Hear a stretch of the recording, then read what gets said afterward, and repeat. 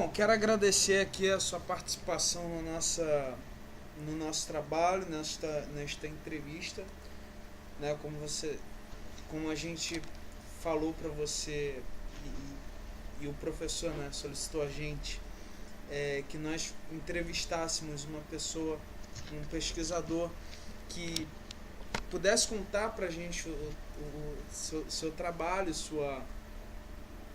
sobre a sua carreira, sobre seu trabalho, né, no caso, e que ganhasse algum reconhecimento de grande porte, como um prêmio, como foi no seu caso, com um prêmio para mulheres na ciência da L'Oréal e da Unesco.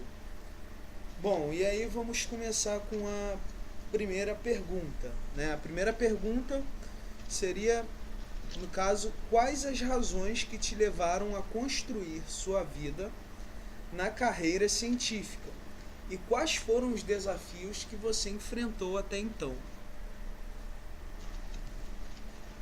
Tá bem. Eu posso responder em português? Pode. Tá bem, tá bem.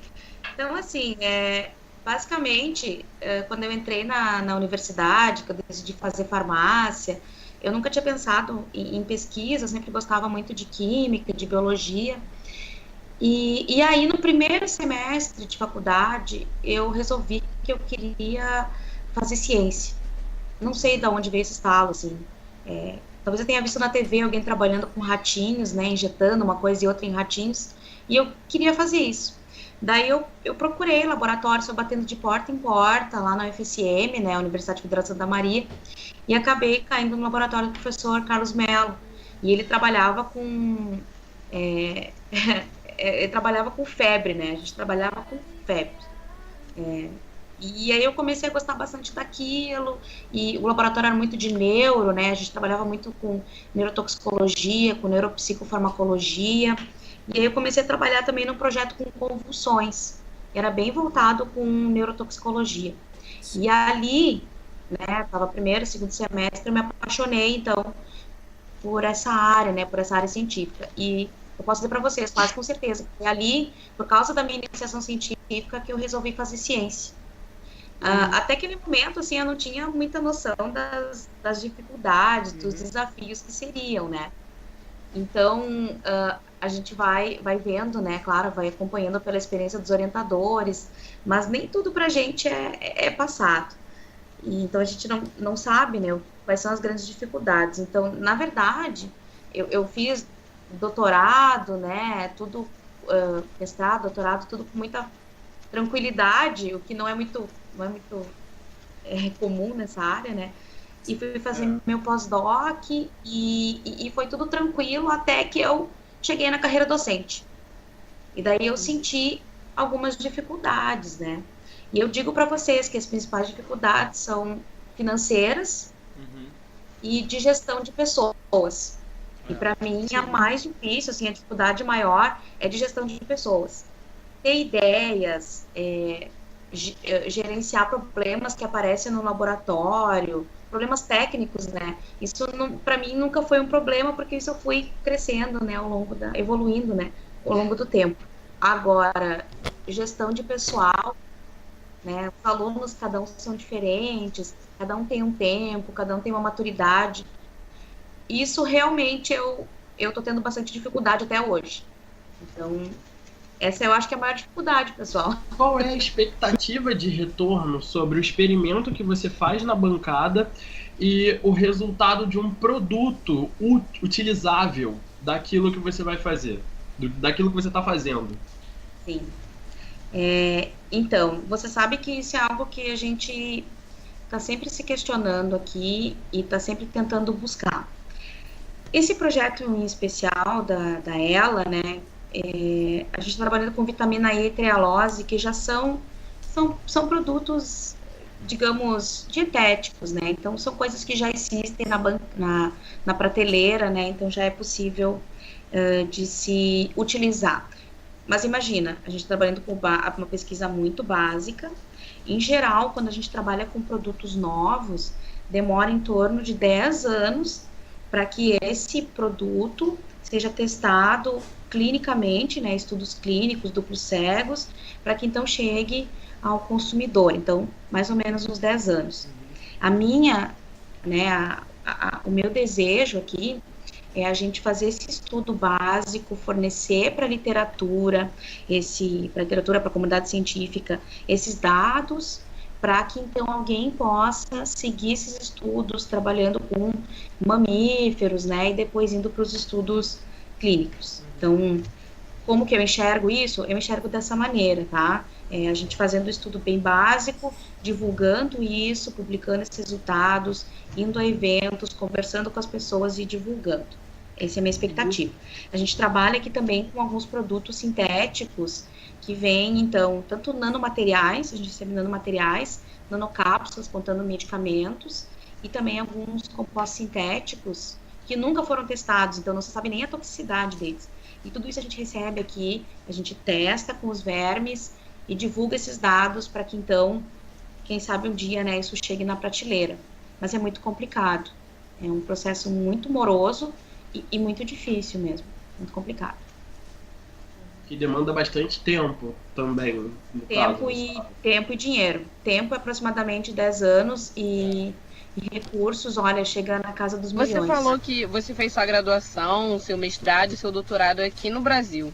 E você passou o seu pós-doutorado nos Estados Unidos. Eu queria que você comentasse pra gente um pouco da diferença, né? De como funciona a pesquisa lá e a pesquisa aqui. Qual foi a grande diferença que você notou? E o que você acha que eles fazem lá que poderia ser feito aqui também? Porque todo mundo diz que o povo brasileiro é um povo criativo, que a gente tem muita habilidade para isso. Sim. Então, a diferença que eu senti, né? Lá, muitos recursos, tá? Muita facilidade para tu conseguir um reagente, para tu ter os equipamentos à tua disposição na universidade. Por outro lado, se as pessoas lá nos Estados Unidos encontravam um probleminha, nossa, já era um pepino, uma coisa assim, difícil de resolver. Não, vou pensar para o mês que vem como é que eu vou resolver. E no Brasil, não, o pessoal é muito criativo e com pouco o pessoal consegue fazer milagres. Então, se conseguisse aliar recursos, toda essa criatividade do povo brasileiro, meu Deus, a gente aqui ia estar fazendo certamente pesquisa de ponto. O que nos falta é recurso. Claro que às vezes a culpa toda da falta de criatividade é porque tu tem muito recurso e tu acaba como é que eu posso dizer, tu fica estagnado, porque tudo é tão fácil, então tu não precisa pensar. E o brasileiro não, o brasileiro tem que estar todo o tempo pensando em como vai resolver aquele problema que surgiu, porque não tem, né, como resolver. Então, tem que pensar a respeito.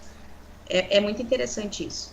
Então, eu senti essas diferenças, assim, maiores. E eu voltei para o Brasil, assim, um dos grandes motivos, não só familiares, mas também porque é legal trabalhar no Brasil, né? No Brasil, a gente tem, tipo, os colegas de trabalho, é tudo muito mais próximo, né? Lá era bem mais frio, né? Esse é o termo que eu posso usar para vocês. Era mais frio, tudo mais afastado. Tu queria conversar sobre certos assuntos, não era permitido, se é que vocês entendem.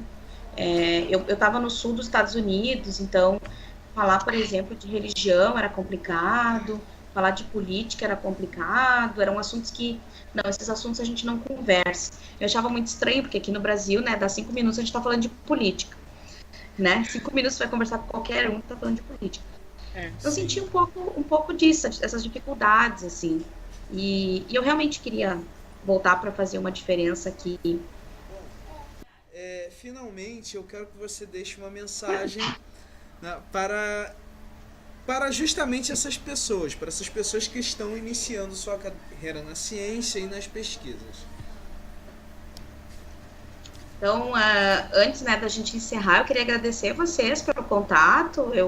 Eu gosto sempre de conversar com as pessoas e de trocar ideias, ainda mais que eu vejo que vocês estão bem interessados em ciências, né? Isso aí é bem motivante pra gente. Sim. Como professora, né, pra mim é muito bom ver os alunos interessados e realmente é o que mais me motiva, né? Eu sempre digo, se tem alguma coisa que me motiva a seguir nisso, são vocês, são os alunos, tá? Se vocês estão afim, isso nos dá uma energia, nos dá um combustível para seguir. Então, assim, o que dizer pro pessoal que está começando? Então, aquilo, pessoal, não desistam. Vocês até falaram sobre a questão, né, das coisas darem erradas, isso é a coisa mais normal que tem na ciência. Então, não caiam, não desistam na primeira frustração. Ciência essas coisas fazem parte da ciência, as coisas darem errado, darem certo. Tenham objetivos na vida e sigam nesses objetivos. Vocês vão encontrar pessoas difíceis, vão encontrar barreiras, tanto barreiras pessoais, né, barreiras profissionais e barreiras financeiras também, mas não desistam dos sonhos. Eu acho que é mais ou menos por aí. Vou dar um recado para as meninas em geral também. As mulheres, né, meninas, mulheres, encontram, dependendo da área, mais dificuldades ainda. Tem toda a questão do machismo, mas não só isso. Depois as meninas começam, as mulheres, né, começam a formar família, a coisa vai ficando mais complicada, mas não desistam, não por questões familiares, nunca vão desistir, ou porque um marido fica incomodando, que não quer que trabalhe demais. A gente consegue conciliar a vida familiar e a vida profissional, e isso serve para todos, para os homens também. Conciliem, aprendam a conciliar a vida familiar, a vida pessoal com a vida profissional. E sigam adiante.